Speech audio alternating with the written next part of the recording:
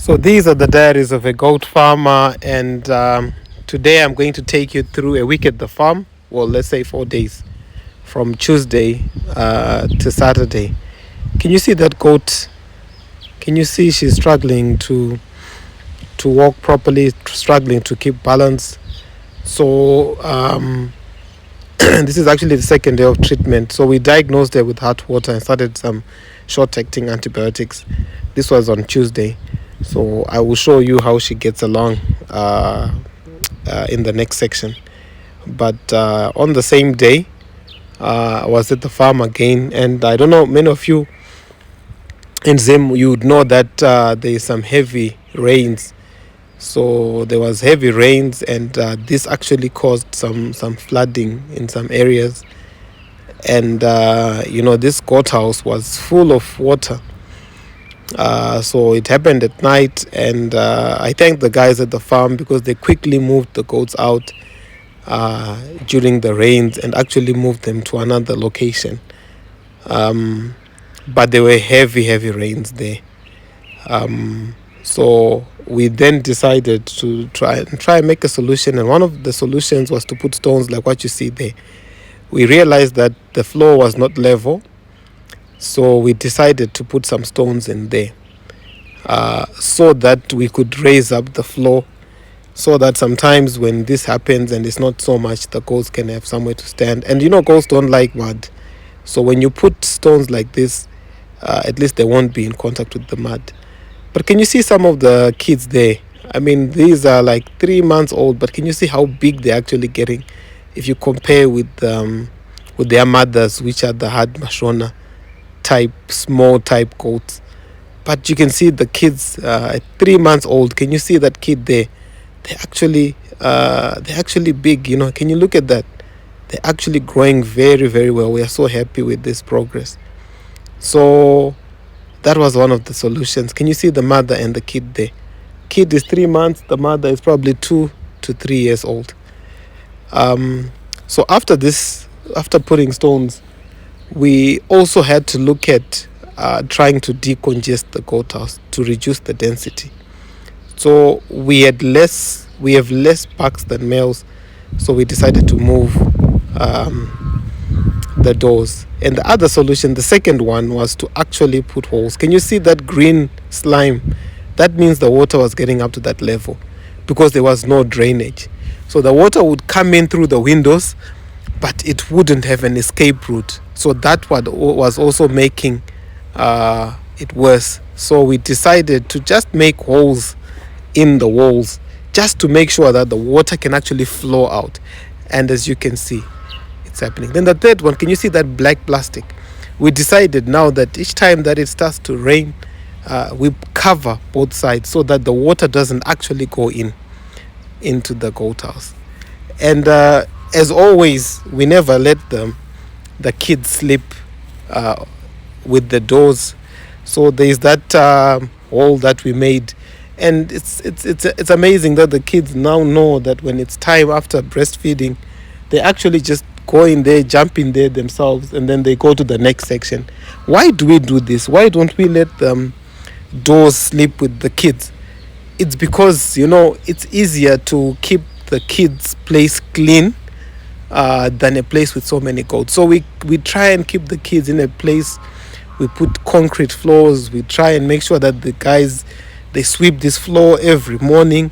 We disinfect the floors, and then we actually extra feed the kids in there. We give them lucerne, water, and things like that. So that kind of minimizes the occurrence of things like diarrheas and stuff like that in the kids.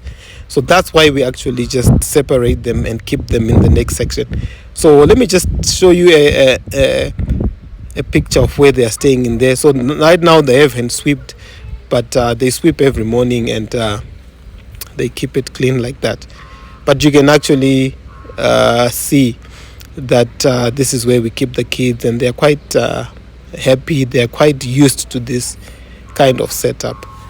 And you can actually see some of them are actually just relaxing nicely.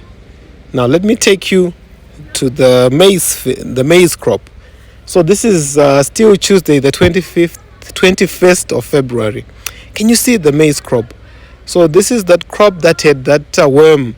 So the worms are now dead, but I just want you to observe how big the maize crop is at this stage, and I'm going to show you what it's going to look like in the next 4 days in the next clip. So the maize is coming well, and you know the importance of maize is it's got good carbohydrates, so that gives good energy to your animals. So basically maize gives us carbohydrates and lucerne gives us protein. So basically we are covered, and then roughage comes from hay. Alright, so these are the diaries of a goat farmer. So guys, you saw the video I did last week. Can you see our crop?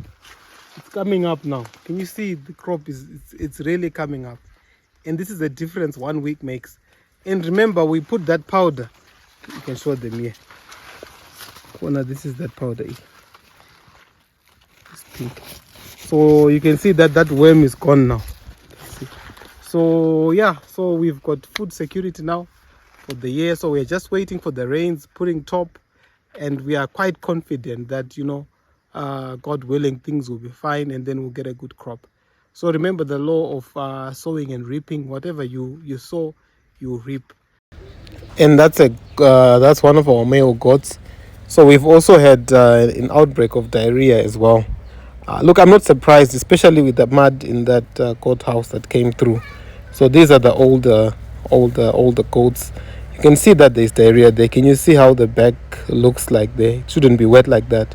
So we diagnosed diarrhea in that one, and we started on antibiotic but sulfur based. And yeah, so moving on to our lucerne field. So today I'm at the lucerne field. Remember, I showed you a couple of weeks ago when we were planting this, and we managed to plant. As you can see, we got good germination. So this is all lucerne coming up. But one of the major challenges with lucerne is the issue of weeds. You know, I don't know of any herbicide that you can use, so it's quickly overtaken by weeds. And I just want to show you something. So right now we had good germination, but we are trying to weed. So I'm going to show you. If you look here, so you can see this is all weeds here, but it's mixed with the lucerne. So if you can come closer, and you can see that there is some lucerne in here. So as they are opening it up, it then looks like that. You can show them there. So it's looking like, after they weed, it's looking like this, but before they weed, it's looking like that. You can show them. It's looking like this. So guys, so the moral of the story is we just need to weed. So that's what we are doing now. We are just making sure that we weed so that we can get good, our crop can really come through. But we are happy with the progress. So yeah, so that's the lucerne, guys. So I'm just showing you a bit more close up. You can actually see as I'm just walking through the field. So it's going all the way to that side, and then behind me there's also some lucerne, and there's also some areas that they haven't actually finished clearing out. So this is such an expensive crop, I guess because of this kind of maintenance, because you need people to be doing the weeding. But you know, we've got good germination. A lot of farmers after my videos have been asking how, you know, we planted but it never came out. But I think I did go through all the processes that we did when we were establishing this lucerne field, right from the soil analysis, right from that rhizobium application, everything that we actually did to establish about 2 hectares of lucerne in our field. I think I really did go through it, and now we are in a stage of weeding. The crop has come out, but if you can see on the left side, it's looking very small. That's because the weeds are taking all the nutrients. But once you remove the weeds, it will start to pick up. And I mean, we had been behind in terms of the weeding. We had other pressing issues, but as you can see now, it's coming back, it's coming up because of the weeding that they are doing. So I just want to encourage farmers that, you know, it's so important to make sure that you do the weeding for lucerne. And yeah, so now I'm back at the goat house. Can you see that goat? Can you see, if you look at the back there, she looks like she's about to miscarry. So the guys came through and told me about this, and I decided, let me just show you what's happening. So all our does in there are pregnant, and we expect probably 100 kids or so by the time we hit May or June. But can you see that one? It looks like it's having a miscarriage. I'm not sure what the cause is. It could be infective. Sometimes there could be some genetical abnormalities that are incompatible with life.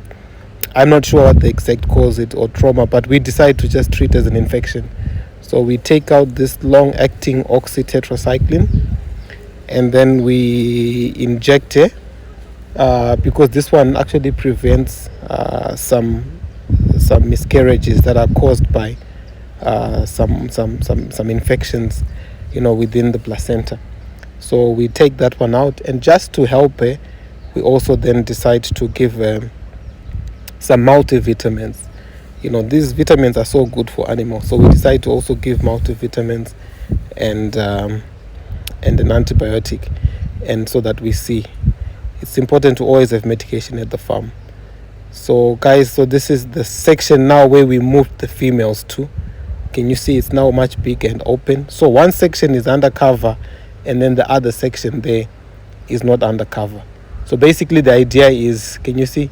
The idea is now the goats, the females, can be in this place undercover when they need to be and when they don't need to be. Can you see that goat is limping? It's just important to observe your animals. So that goat was limping, and we noticed it, that the goat was limping, and we decided to just take it and have a look to see what's actually causing that.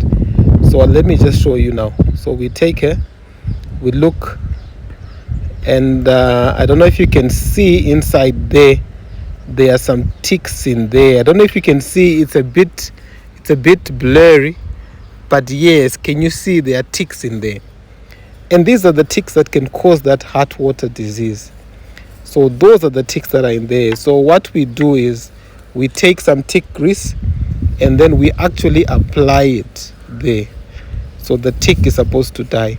And I think what we'll also do is we're going to put some water and then put some acaricide in there, so that each time that the goats come back from grazing, they step in there. Now I want to show you that goat. Remember that goat that was I showed you at the beginning of the video, it's struggling to walk. This is the same goat now, and this is 4 days later. So can you see now she's now walking fine, her gait is back. So that's the effect of the antibiotics that we've given. So I think it was heart water, and we managed to treat it early, and I'm so happy about that. And one thing that I want you to look at, can you see what the animals are grazing? That's lucerne, guys. So that's the lucerne that we are growing, that we had from long ago, that we are giving our animals. They love this stuff. So thank you for watching. These are the diaries of a goat farmer. Bye for now.